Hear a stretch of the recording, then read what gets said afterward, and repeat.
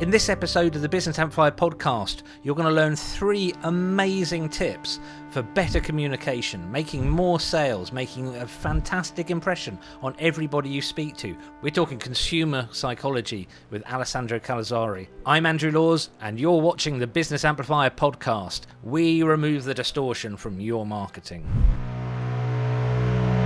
So tell me, Alessandro, I've started a business. My product is so good, anyone could buy it. So my marketing isn't going to target these few little people. It's going to target the world, and I'm going to take over. How much trouble am I in? A lot, because when we try to target everyone, our message is diluted. So we are not helping anyone. So that is what the majority of businesses do, and they leave a lot of money on the table. So there are a lot of different ways to really instead leverage our existing knowledge, but also to really build new engagement, build loyalty, have businesses or having clients that are our brand advocacy. So we are going to reduce the cost because they are going to help us and doing marketing for us. Brilliant. So in today's episode of the Business Amplifier podcast, we are talking about consumer psychology. And my very honoured guest here, Alessandro, has 3 things to share, 3 key things that everybody needs to know. We've got a proper title. It's 3 things to know about consumer psychology and marketing communication. So let's get straight into it. Number 1. What is number 1? The majority of businesses compete on price rather than on value, rather than on results. So leveraging the consumer psychology is extremely, extremely important. And if we think, generally speaking, as human beings, we have 3 moments in life: past experiences, present experiences, and future experiences. So by leveraging the consumer psychology, by really understanding when I'm talking to a person, can be a prospect, can be an existing client, we need to acknowledge that they have past experiences, maybe the experience with a company which is similar to us, that there might be a good experience or a bad experience. And this is going to influence the way that now the experience talking to us, process the information that we are giving to them. So acknowledging that there are past experiences, or what we call emotional triggers, that influence the way that we communicate or process today. But there are also other aspirations. So past experiences influence the present, but the past and the present also influence the aspiration, the future emotional triggers, what we want to achieve. So the first point is to really understand the psychology of the other person, whether it's an existing client or a prospect. So by really understanding these 3 points, past, present, and future, we start competing on result, on value, because we really empathize with the person. We resonate with their communication. And another very important point, in terms of psychology, is that the majority of the time people think about, I want to postpone my decision. Let me think about what you have just shared with me. And there are in psychology, which is essential, but it's very easy to apply, is that there are 2 different types of needs. There is the deficiency need and the being needs. So the deficiency needs, let me give you a practical example. Let's say that you have an headache, it's really strong, and you can't sleep. You need to have a painkiller or something that help you to overcome the problem. It's a need maybe a very basic need, like food, maybe drinking something, and sleep. So that is where the person immediately take action. They want your product, they want your service because they need to solve a problem that is an immediate problem. But the majority of us as business owners or professionals are more for the being needs. Being needs is more about the aspirations. It's more about self-actualization, what we want to aspire.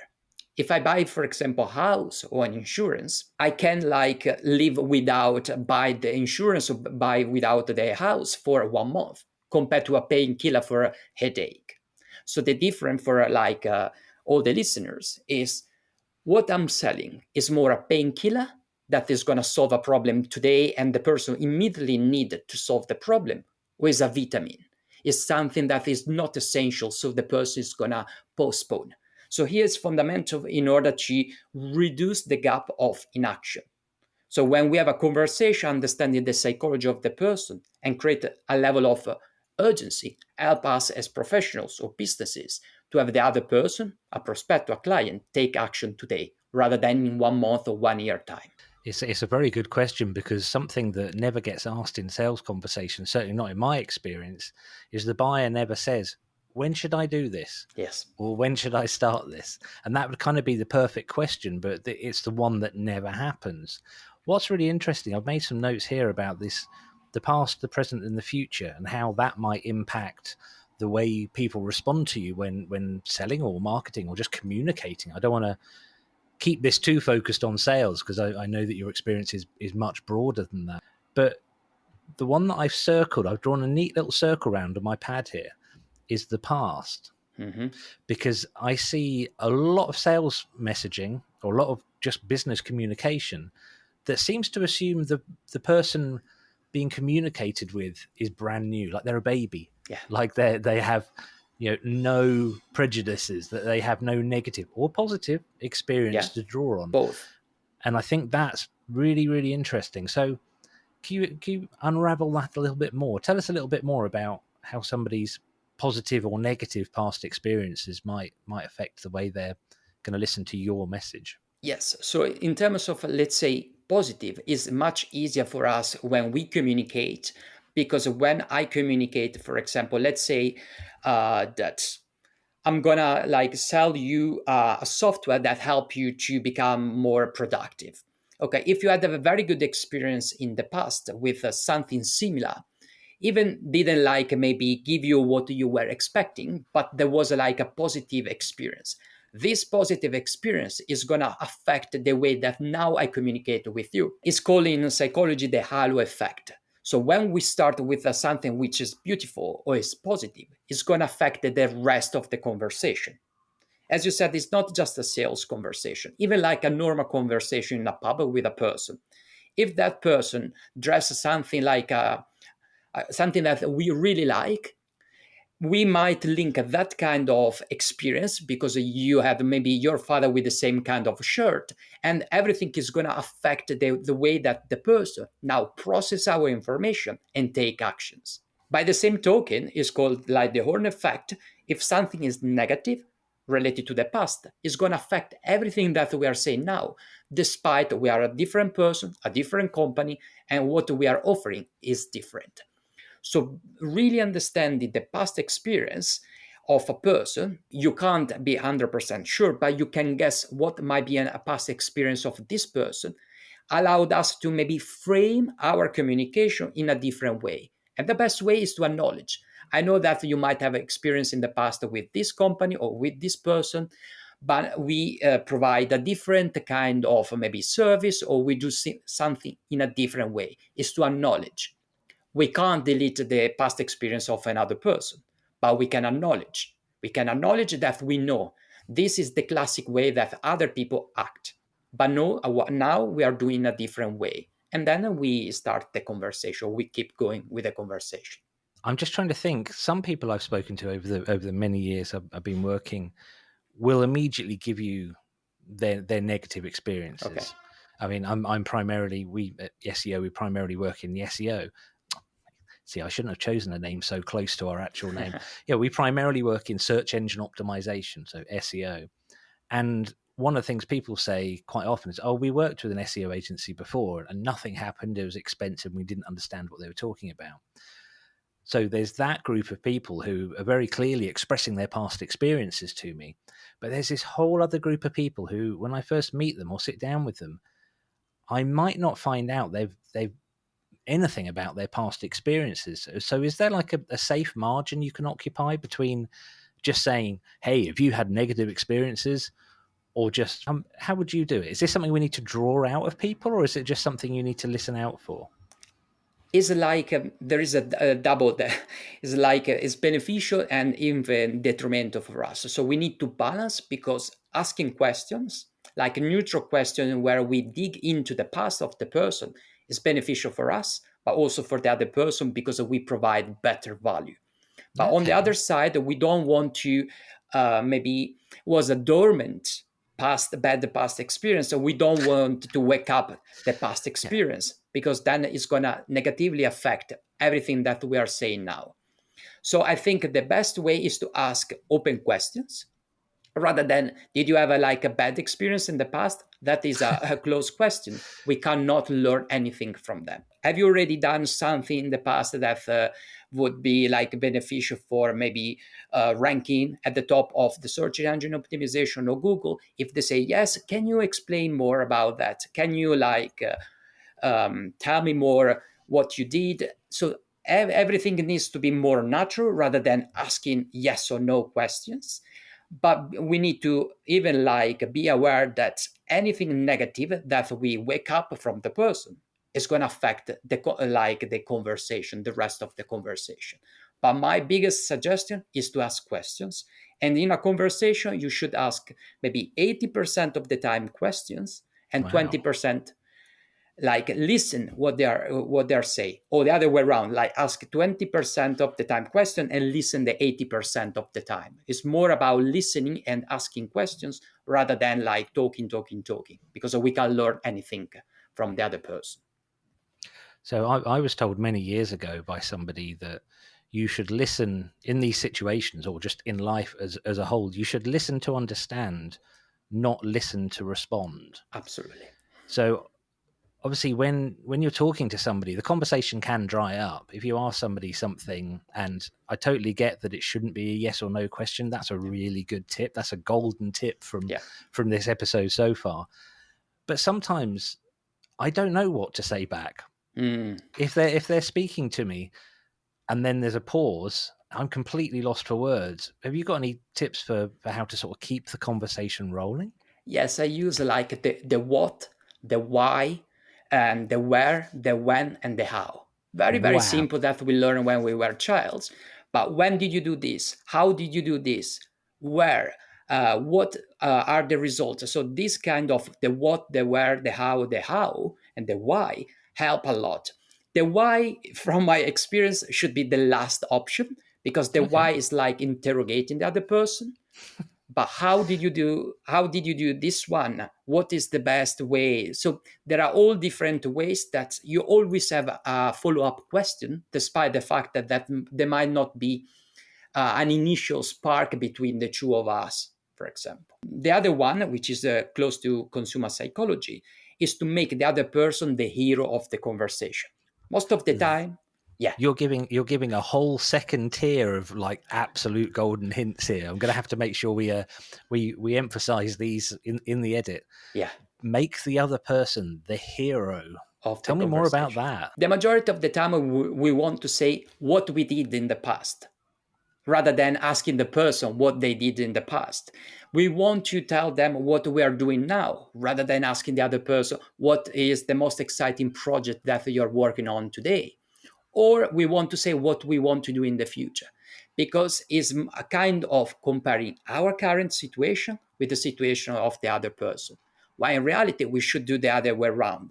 Ask the person what they are doing now, what they did in the past, what are the projects. And this is the way that we open the other person to share with us everything that they want to show to other people, and we learn from them, rather than telling them, I'm the hero of the conversation, I'm going to lead the conversation. Because if you lead the conversation, you just lead the conversation. If you make the other person the hero, you're going to lead and learn from the other person. And this is a key.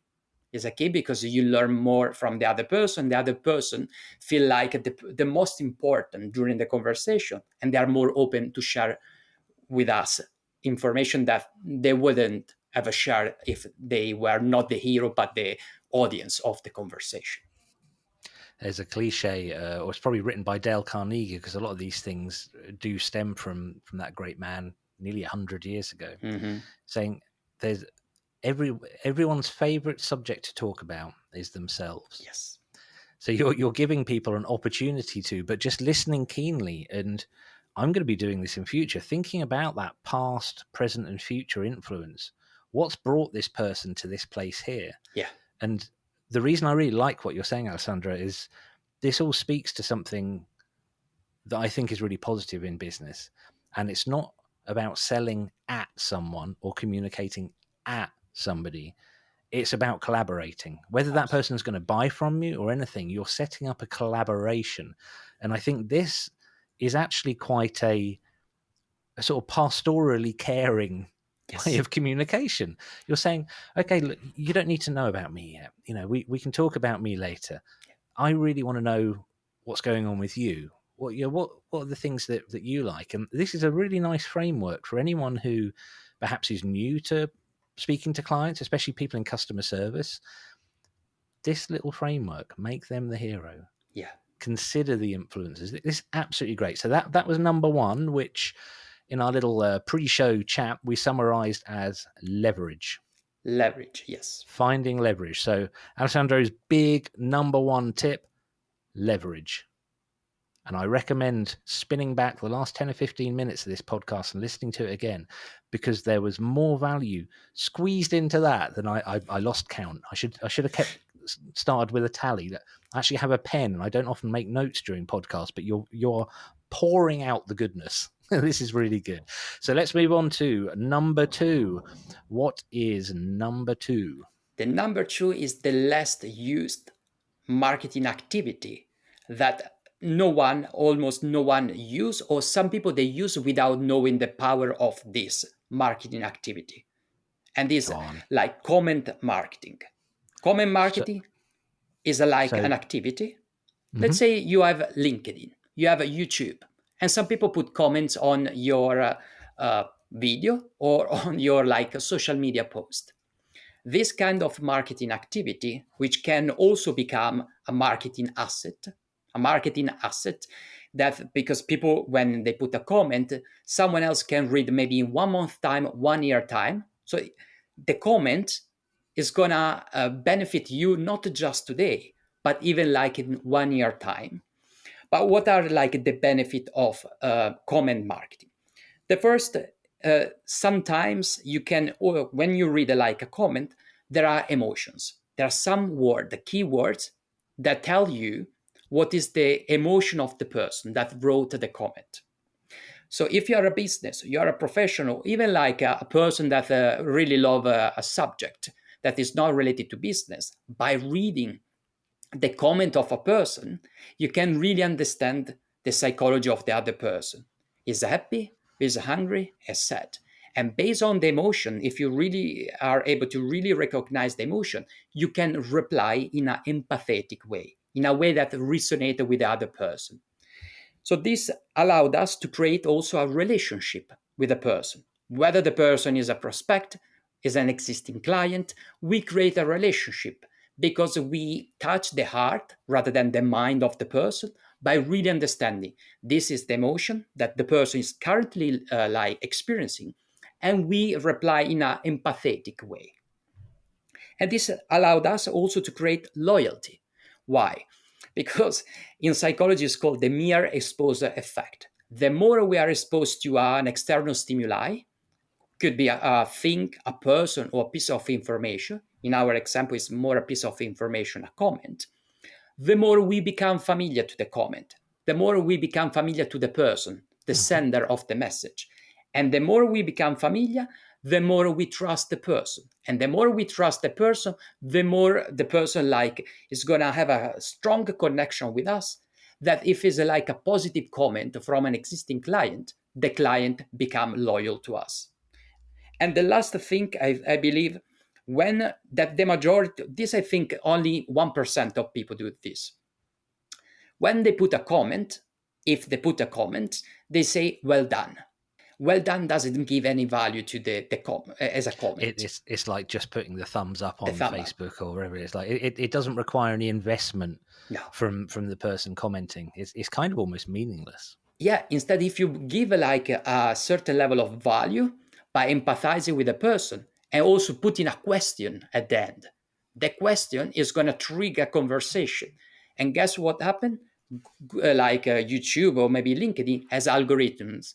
When they see a lot of conversation, a lot of engagement, they prioritize your social media post, your YouTube video compared to other people that they don't have comments or there is no interaction between the sender and the receiver.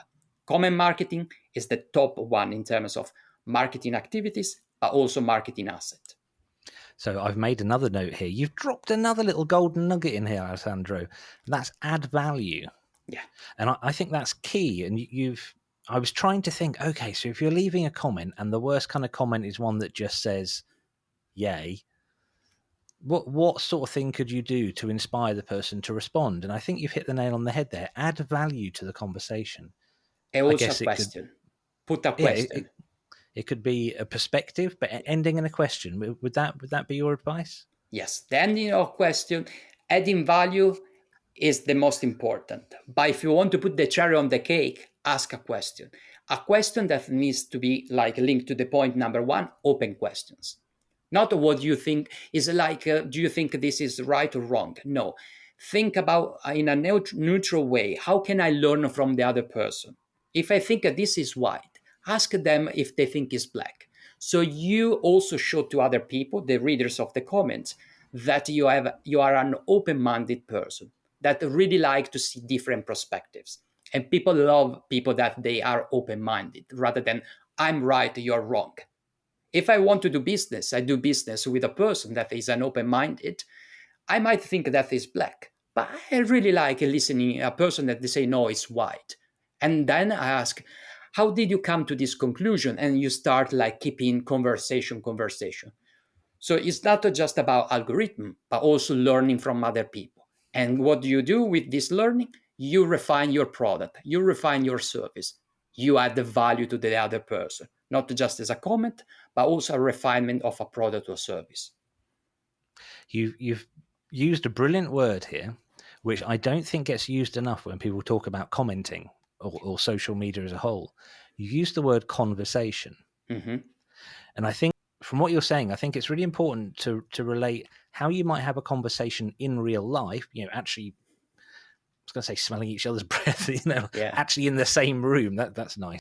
Because if somebody said something really interesting in a conversation when you're at a networking meeting or anywhere, if you just went, yeah, stuck your thumb up, turned around and walked off, that's the end of the conversation. Yes. But you wouldn't do it, especially at a networking meeting or family barbecue, any human interaction. If somebody says something interesting, you naturally encourage them to sort of say something else, and you do that by asking a question. So I think, yeah, conversation gets forgotten online, Yes. and I'm going to celebrate the fact that you used that word because it's absolutely key to Yes. making it work. Now, number 3, I already know what it is, dear listeners, dear viewers, and I think Alessandro might have saved the best for last. Come on, hit us with number 3. It's called the power of going beyond the client expectations. Let me explain you with a very simple example. As human beings, in general, we have like 2 moments after having purchased a product or service, or after having done something. There is the actual experience, what we are experiencing now after having consumed, purchased a product or service, and the expected experience, what we expected to get from this product or service. As human beings, we have this innate thing of comparing the actual experience to like the expected experience. And there are 3 levels of results. The first result is when the actual experience is lower than the Oh, expected experience. We are really, really upset with the result.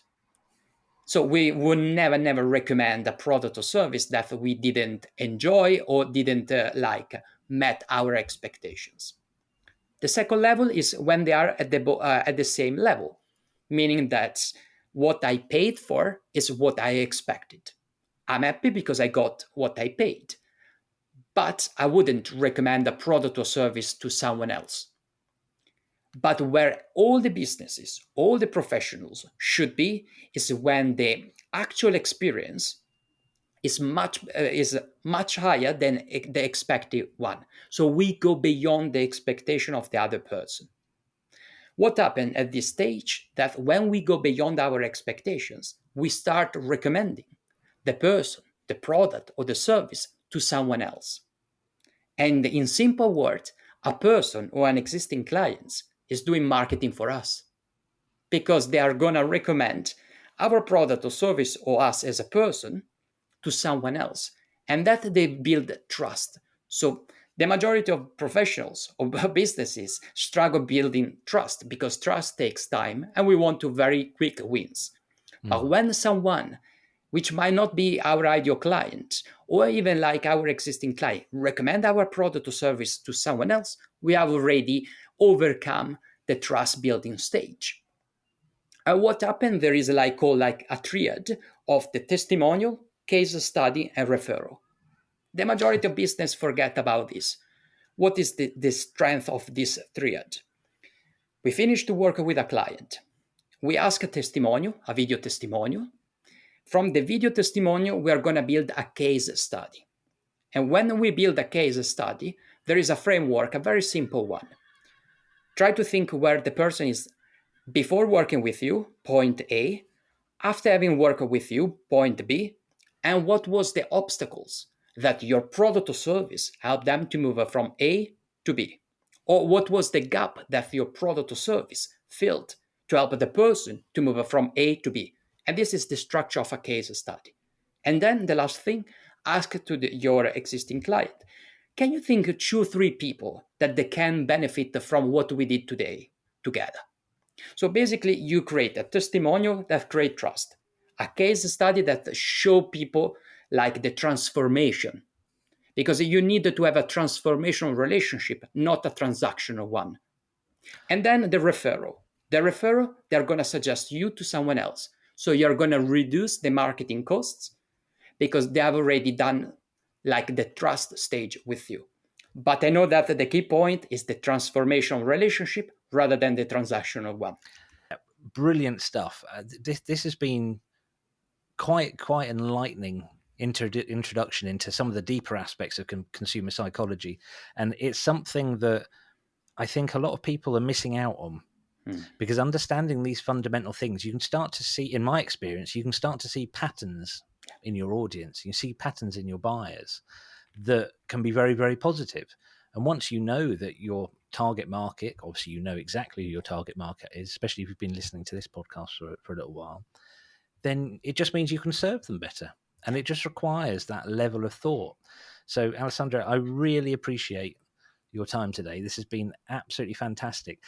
If somebody got to the end of this episode and forgot everything, what would be the one thing you'd wish they'd remember from everything you've said today? As I said, I think at the last point, think about a transformation rather than a transaction. Think about how can I add the value to the other person, not what can I gain from them, what can I get from them, what I can give them. And yet again, in my opinion, good business echoes good humanity, being a good human. Absolutely fantastic. I really appreciate this. And well, thank you for your time. And we'll put your details in the show notes so people can find out more. Thank you. Thank you, Andrew. Thank you so much.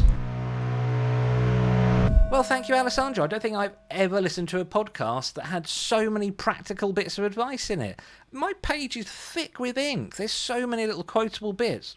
Really appreciate that, Alessandro. Thank you very much.